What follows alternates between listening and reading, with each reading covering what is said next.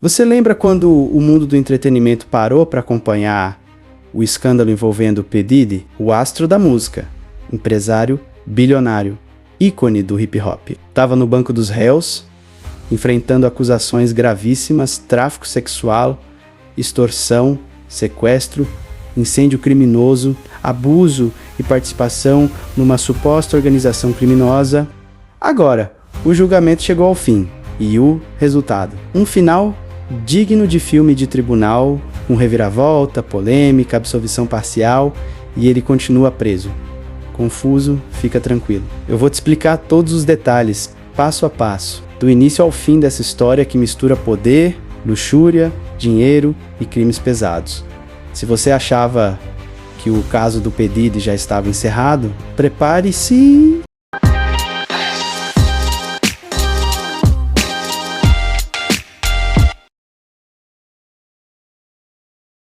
O caso do P. Diddy parecia um episódio especial de Law e Order, uma produção da Netflix. Tudo começou com denúncias que abalaram a indústria da música.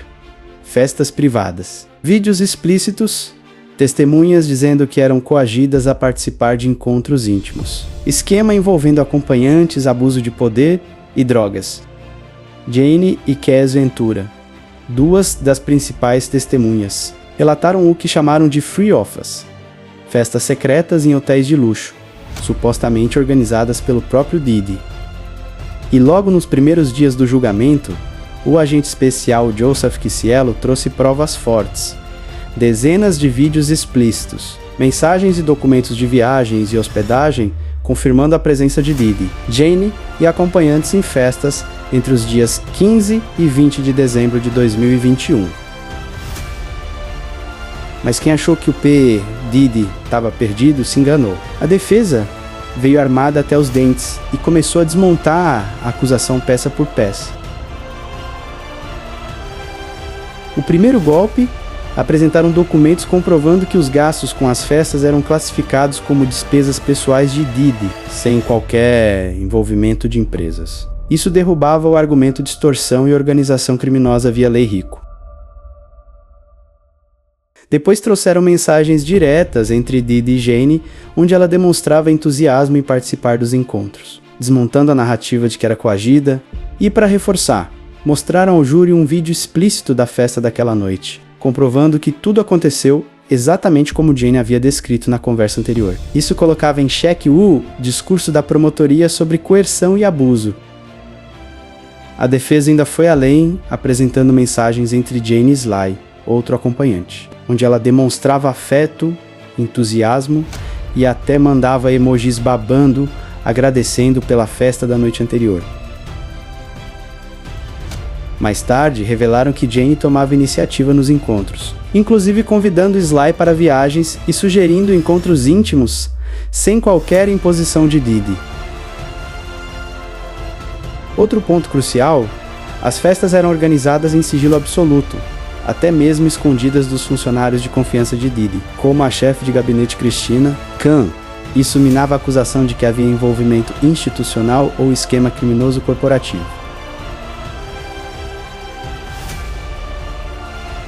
Mas o caso estava longe, muito longe de ser simples. Quem achou que a defesa tinha ganhado o jogo com as mensagens e vídeos, se enganou. A promotoria voltou para o tribunal armado até os dentes, trazendo um arsenal de acusações e tentando pintar P. Diddy como algo muito maior do que um simples astro da música. Segundo eles, Diddy seria o líder de uma verdadeira organização criminosa.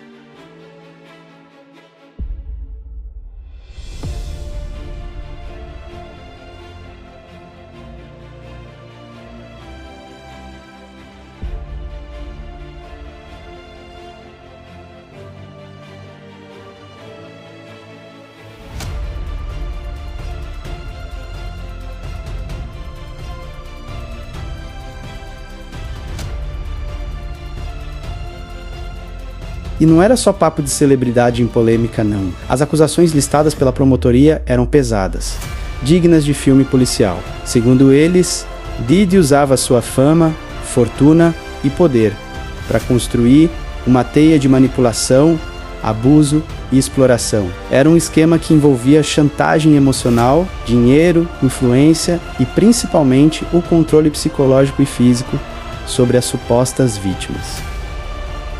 Entre as denúncias mais graves estavam crimes como sequestro, tráfico sexual, agressões físicas, suborno de funcionários de hotéis, incêndio criminoso e o uso sistemático de drogas ilícitas em festas privadas, onde, segundo a promotoria, as vítimas eram coagidas e impedidas de dizer não. 2 episódios em especial ganharam destaque nesse mar de acusações. O primeiro foi o suposto sequestro de Cass Ventura em 2016.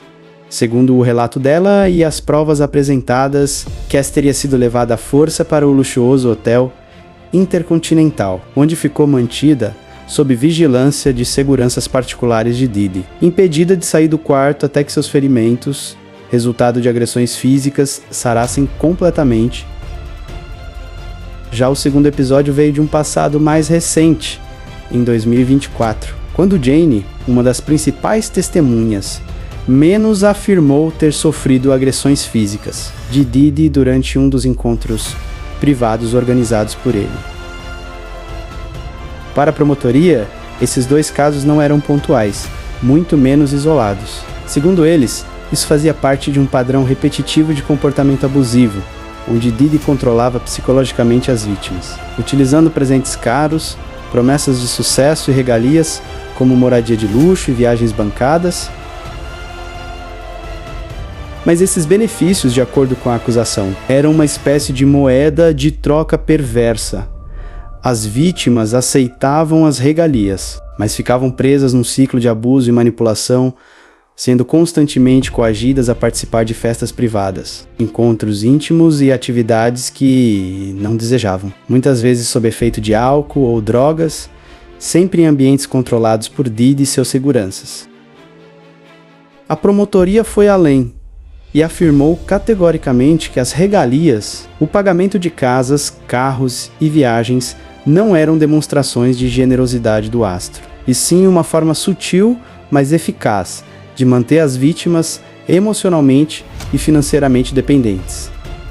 Era um jogo psicológico, segundo eles, onde o glamour e o luxo mascaravam um cenário de abuso, violência e dominação. E foi assim que o tribunal mergulhou, num dos casos mais complexos e controversos do mundo das celebridades dos últimos anos. Mas a defesa voltou à carga, revelando que algumas testemunhas apresentaram versões contraditórias. Don Richards, por exemplo, só mencionou ameaças no tribunal, mas não nas reuniões iniciais com a promotoria. A ex-assistente Mia também mudou o discurso, só falando de abusos sexuais durante o julgamento. Essas inconsistências levantaram dúvidas sobre a credibilidade das acusações. Chegou o clímax. A promotoria reforçou a tese de organização criminosa, dizendo que Didi não aceitava não como resposta e manipulava vítimas com violência, dinheiro e drogas. Já a defesa disse que tudo não passava de consensualidade entre adultos, um estilo de vida alternativo que estava sendo exagerado pela mídia e pelas supostas vítimas em busca de dinheiro. Após quase 13 horas de deliberação, veio a bomba. P. Diddy foi absolvido das acusações mais graves, como tráfico sexual e extorsão.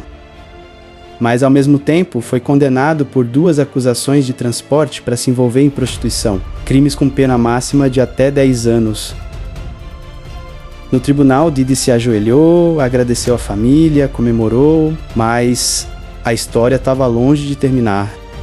Mesmo com a absolvição parcial, o juiz negou o pedido de liberdade. A defesa ofereceu fiança milionária e restrições de viagem, mas o juiz disse que Diddy representa risco, dado o histórico de abuso e uso de drogas.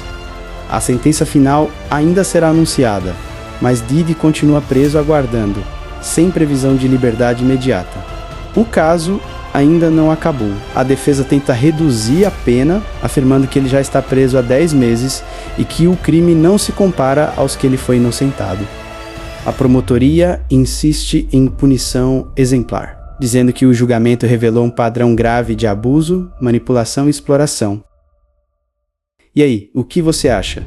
Diddy escapou da cadeia graças à fama? Ou a justiça foi feita e ele precisa cumprir pena? Comenta aqui embaixo. E lembra, se você curte histórias pesadas, julgamentos reais e polêmicas do mundo das celebridades, se inscreve no canal Mauro do Mundo Nerd. Obrigado por assistir até o fim, tamo junto e até o próximo vídeo. Fui!